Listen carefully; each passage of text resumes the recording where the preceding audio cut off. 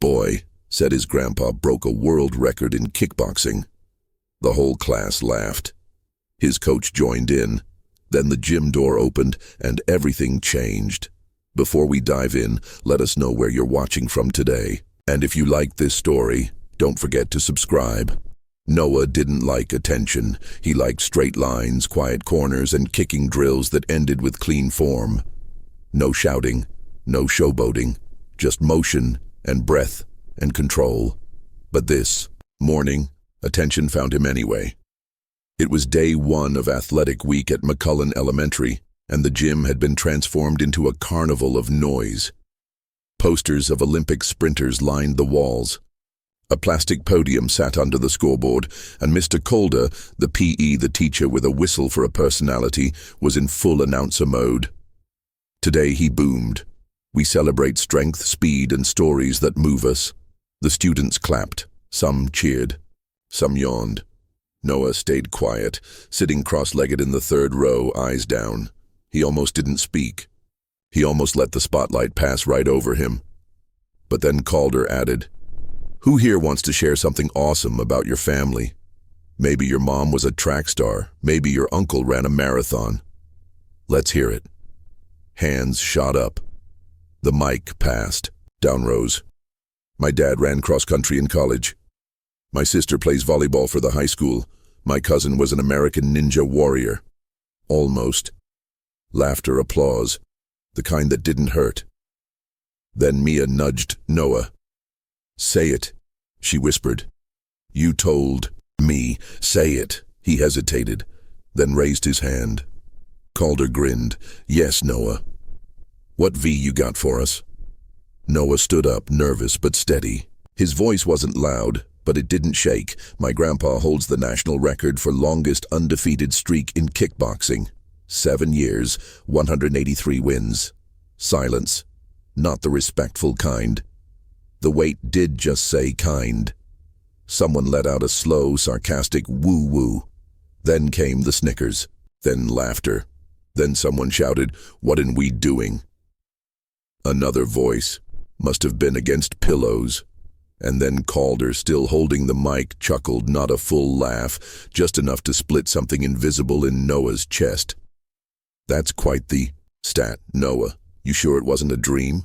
Or maybe a video game leaderboard?" The gym erupted. Noah didn't move. His arms stayed by his side, stiff. His ears rang, his throat burned, but he didn't speak. He didn't defend.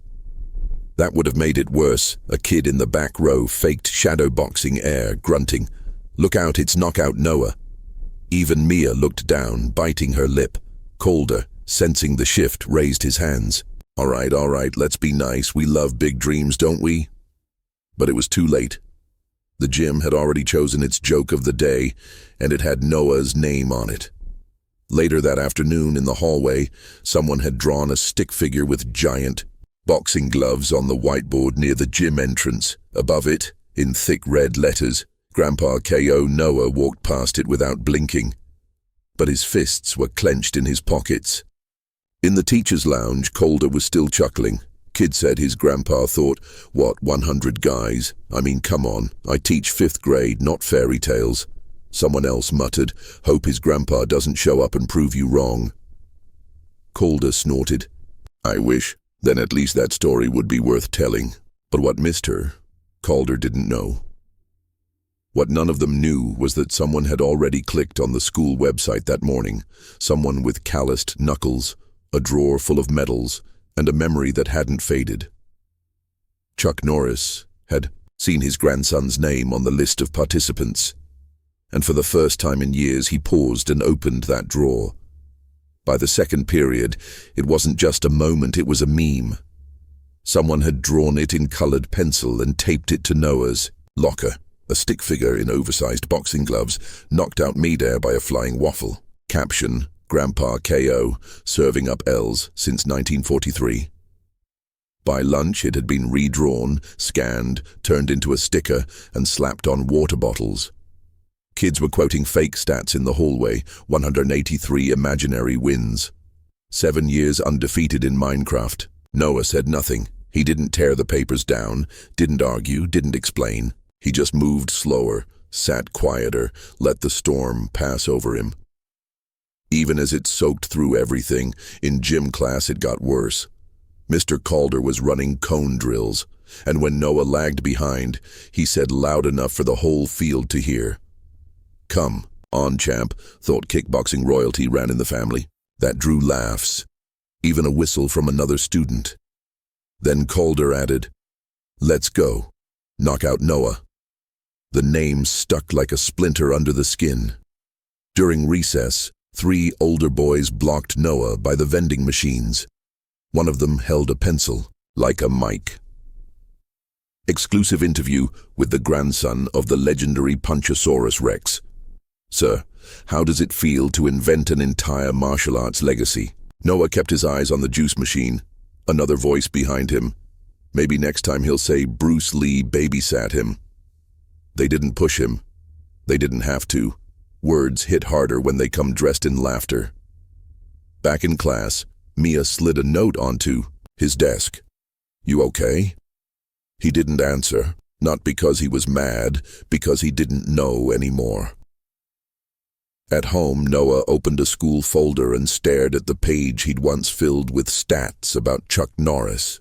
Dates, victories, titles, all printed in his neatest writing. He tore it out, folded it once, then twice, then again, until it was small enough to forget. He dropped in the trash can and didn't look back. That night he ate dinner without speaking. Chuck noticed. Of course he did, but he didn't push. He just asked, "Tough day?" Noah gave a small shrug. "Did you say it out loud?" Noah paused and nodded. Chuck nodded back. Then it was a strong day. Noah looked up, confused. Chuck leaned in slightly. His voice was low. "Only brave people say true things in rooms that don't want to hear them." But Noah didn't feel brave. He fell, hollow. The next morning, the drawing was still on his locker. Someone had added boxing gloves to the waffle. In the PE office, Calder was sipping from a Gatorade bottle, retelling a moment like a stand-up comic. And then the kid just says it like it's a normal thing. "My grandpa's a world champ. I mean, really, you can't make this stuff up." The other teacher chuckled, but the janitor didn't. He just kept sweeping near the door. Later, when everyone left, the janitor paused by Calder's desk, looked at the list of students taped there, and at one name in particular, his eyes narrowed. Then he walked out, broom still in hand. And miles away, in a garage filled with old gloves and older stories, Chuck Norris stood holding a cracked leather photo album. He hadn't opened it in years, but something about the silence on the other end of Noah's voice, something about how quiet the boy had become, told him it was time. It was Thursday, the day Coach Calder decided to make an example out of Noah. The gym was buzzing. Half excitement, half leftover adrenaline from the 5th grade dodgeball match. Calder stood near the center circle, his whistle dangling from his lips, bouncing with every step. "All right, time for a little fun," he said, voice too loud for a mic he wasn't wearing. He clapped once. The echo snapped across the polished floor. "Let's see what our very own kickboxing royalty can do." Heads turned, laughter cracked like gum. Noah froze. "You said your grandpa was a world champ, right?"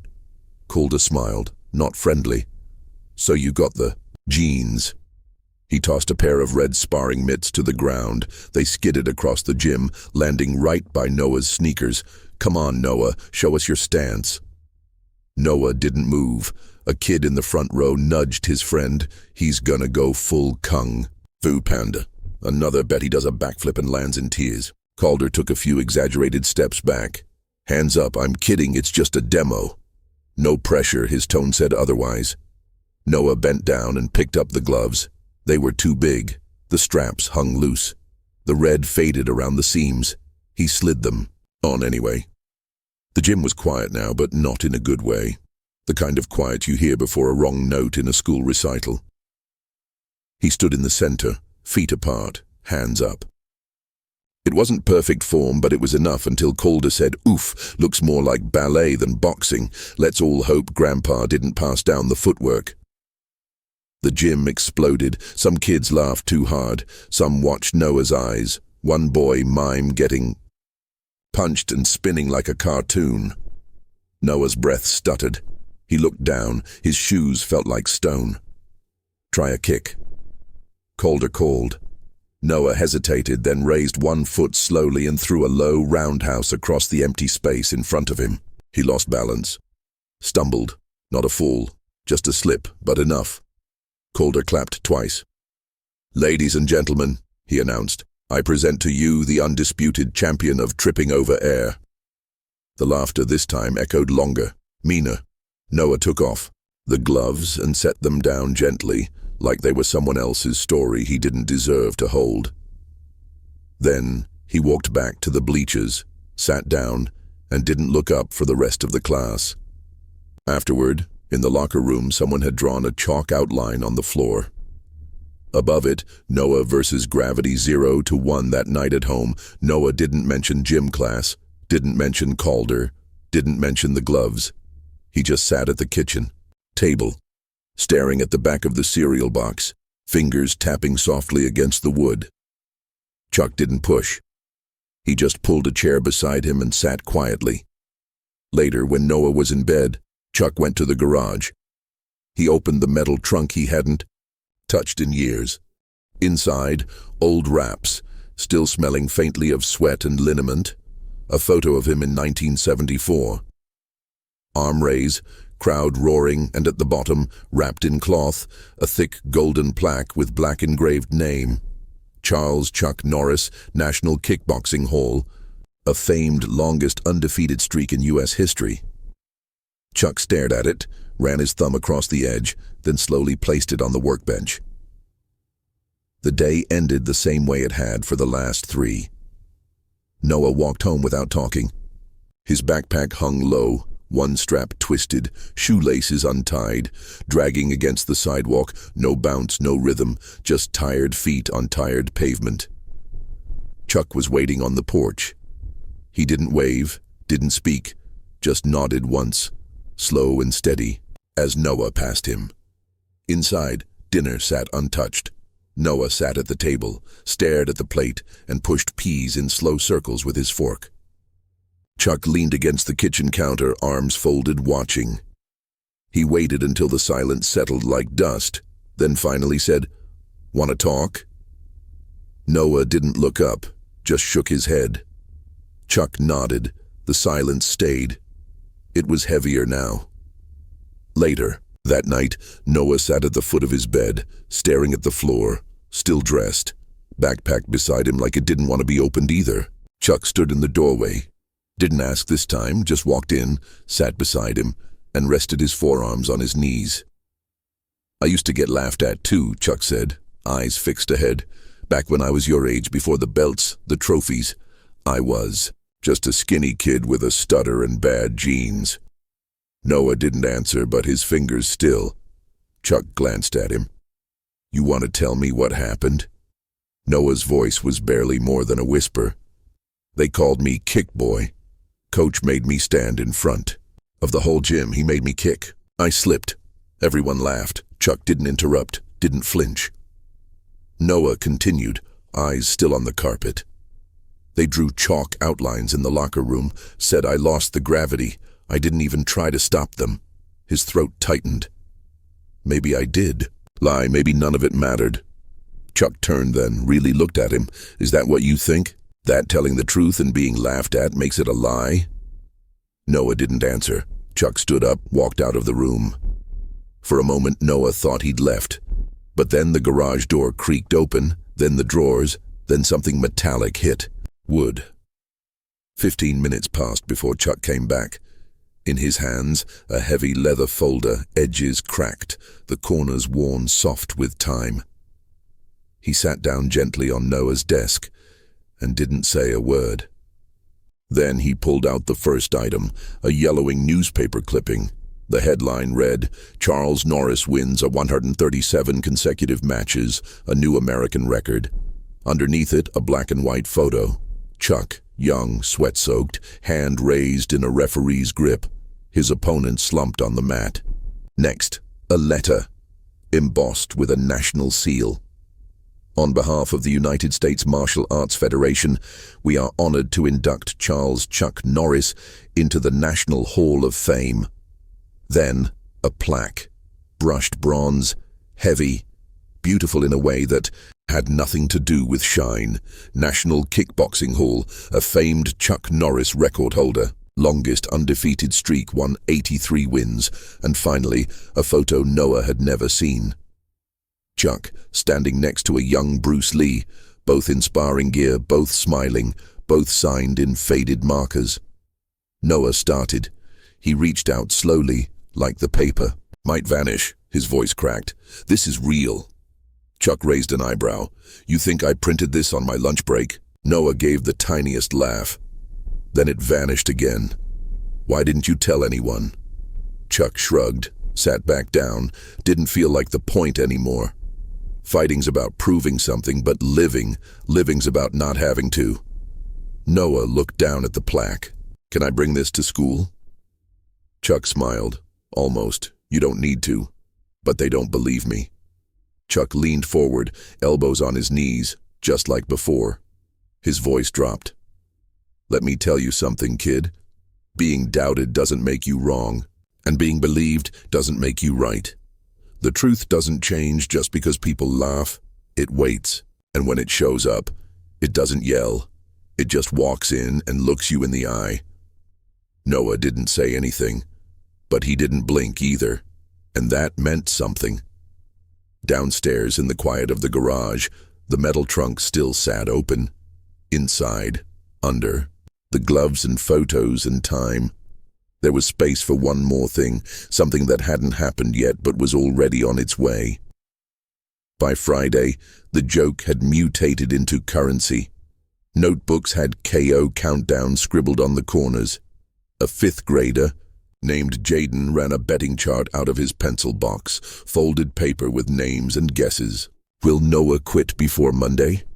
How many punches did Grandpa Norris throw? 0 or -1. If Chuck was so tough, where is he now? They circled Noah like vultures, too bored to wait for him to fall. He didn't look at them, didn't answer, didn't flinch on the outside. At lunch, someone slid a tray of green beans toward him and whispered, "For your training, champ, high protein." He pushed the tray away. A girl from another table leaned in and said to her friend, "If my grandpa was Chuck Norris, I'd change schools too." The friend smirked. "Please, I'd delete the whole family tree." They didn't say it loud, but they said it loud enough. In the teacher's lounge, Mr. Calder poured creamer into his coffee. Chuckling, "I swear, I didn't mean to go viral in my own gym," he said to a colleague. But the kid walked right into it. "I mean, kickboxing world record. What am I supposed to do, salute him?" The other teacher laughed. "Well, now you've got a legend. You'll need an autograph policy next year." Calder sipped. "At this rate, he'll drop out of PE altogether. Saves me the paperwork." At recess, Mia caught up to Noah by the fence. She offered him a piece of paper, folded small. He didn't take it. "I thought you should see this," she said. He finally looked. It was a printout of the betting chart. Noah's name was at the bottom. Next to it, there was a 90% chance he would cry during the next P. Noah didn't react, but he folded the paper carefully and walked away. That evening, he sat at the kitchen table, holding a pen over a half-written note. To Coach Calder, "I'd like to respectfully remove myself from further activities during athletic week." He didn't finish the sentence. He stared at the paper, then crumpled it, uncrumpled it, then crumpled it again. Chuck entered quietly, wiping grease from his hands with an old towel. "Saw you working on something," he said. Noah didn't answer. Chuck nodded toward the paper ball. "Quitting?" he asked. Noah shrugged. "It's not quitting if they never wanted you there." Chuck leaned against the counter. "What do you think they want?" Noah didn't speak, so Chuck answered for him. "They want you to break, not because of what you said, but because you said it with your head up." Later that night, Noah opened his closet and found the gloves. the same ones Calder had tossed at his feet. They were still too big, still too red. He put them on anyway, then looked in the mirror. No stance, no kicks, just a boy in gloves that didn't fit. Yet, at school the next morning, something felt different. Not in the air, not in the kids. In him, he walked past the betting chart, past the whispers, past the mural someone had updated with KO King no show, and went straight to the gym. He didn't ask. He didn't speak. He just showed up in the office. Calder was prepping for the next match when the intercom crackled. Visitor at the front desk for Chuck Norris. Calder frowned. Visitor? He checked the clock, then stood up slowly. And outside, just beyond the double doors, a man in denim leaned against the brick wall, a thin black case under one arm, and something else's eyes. Not anger, not pride, just stillness. Like the truth, waiting to walk in. He didn't need to say who he was. He walked in slowly, like someone who had nothing left to prove and no one left to impress. A black case hung from one hand. His boots made the faintest sound against the gym floor. Each step landed like punctuation. One row at a time. The noise dropped. Snickers died. Hands stopped mid-gesture. Laughter curdled into silence. Even Calder lowered the mic. The man walked straight to center court. Stopped. Then, without a word, he opened the black case. Out came a plaque, thick, polished, and undeniable. He turned it around. Let the lights catch the engraving. Charles Chuck Norris. National Kickboxing. Hall of Fame record. Longest undefeated streak in U.S. history. 183 wins, 7 years. Someone in the bleachers let out a breath they didn't realize they were holding. Chuck placed the plaque on the scorer's table with both hands. Deliberate. Precise. Then he looked up, straight at Calder. No smile, no anger, just truth. Calder swallowed hard. He moved the mic away from his mouth, then set it down completely.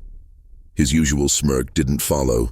Chuck finally spoke, his voice low, even carried without trying. Someone here said a name like mine sounded unrealistic. A few heads turned, some sank. Someone thought legacy was just another word for exaggeration. Then he glanced at Noah. Noah didn't blink, didn't breathe. Chuck nodded at him just once. Then I looked back at Calder. You train their bodies, Chuck said.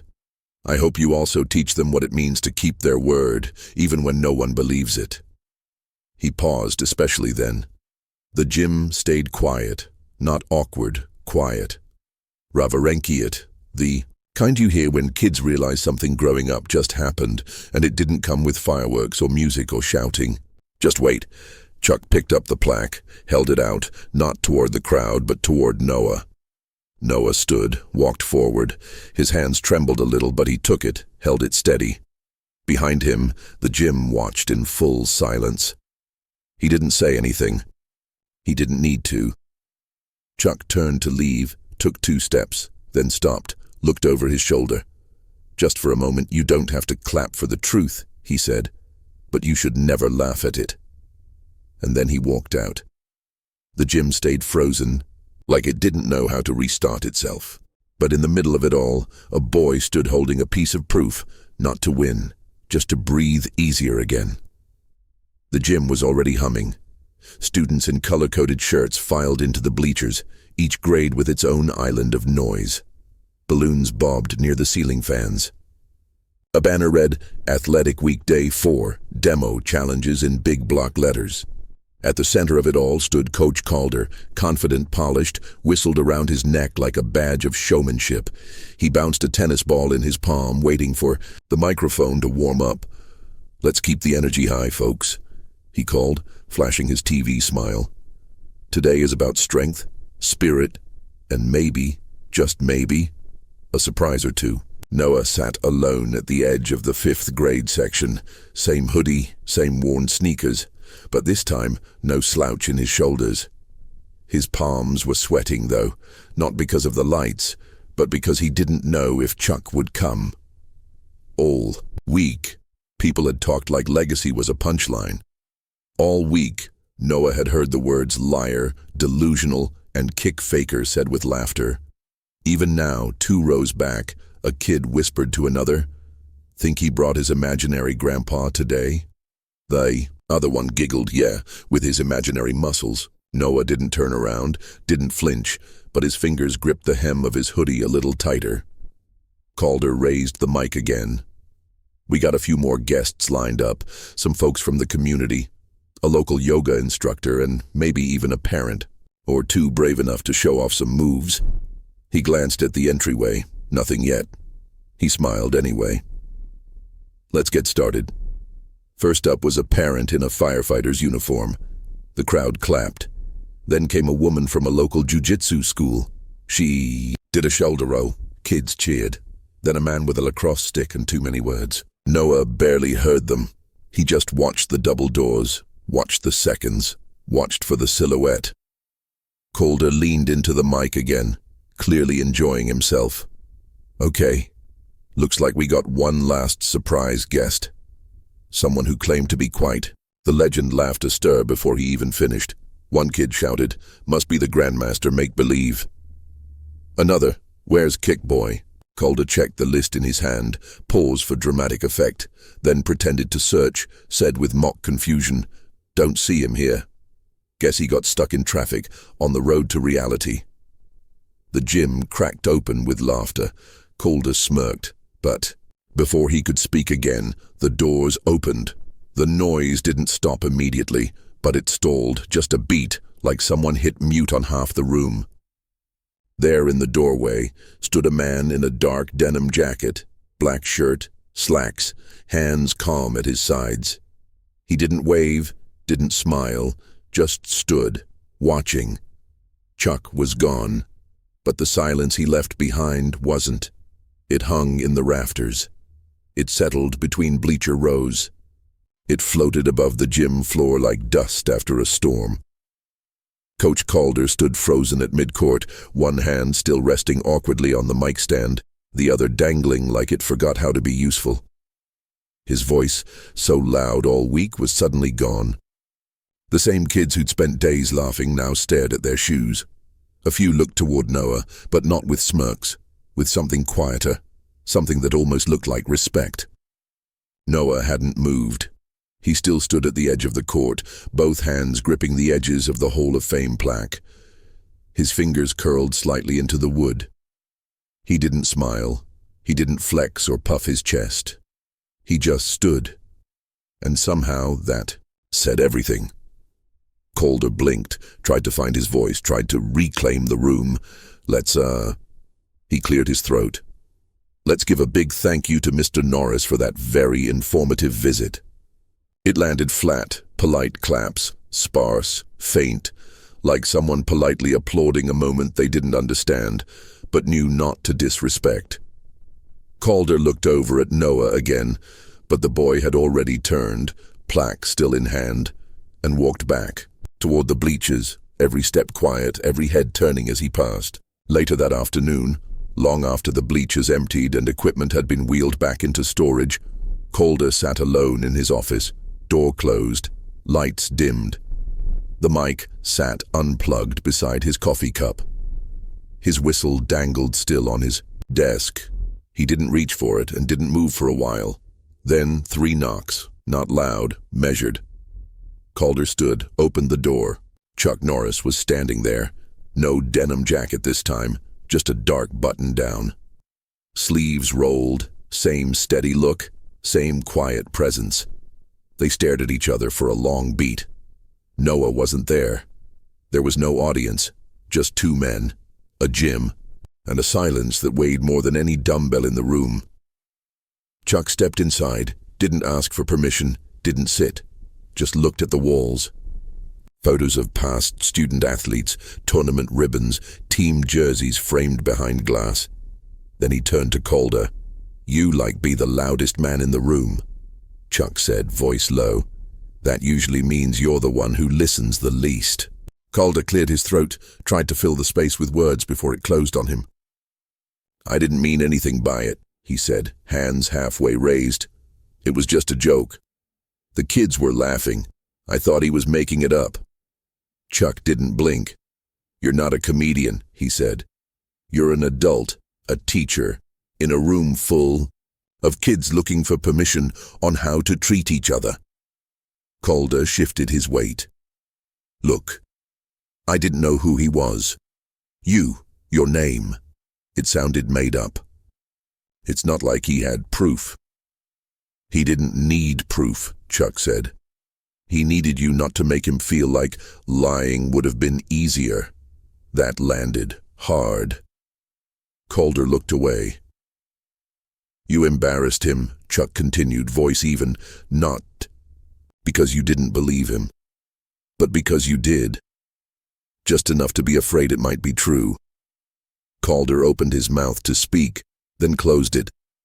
You wanted the room, so you took it. From a boy. Chuck walked slowly to the middle of the room, looked up at one of the framed jerseys, then spoke again, softer now but firmer.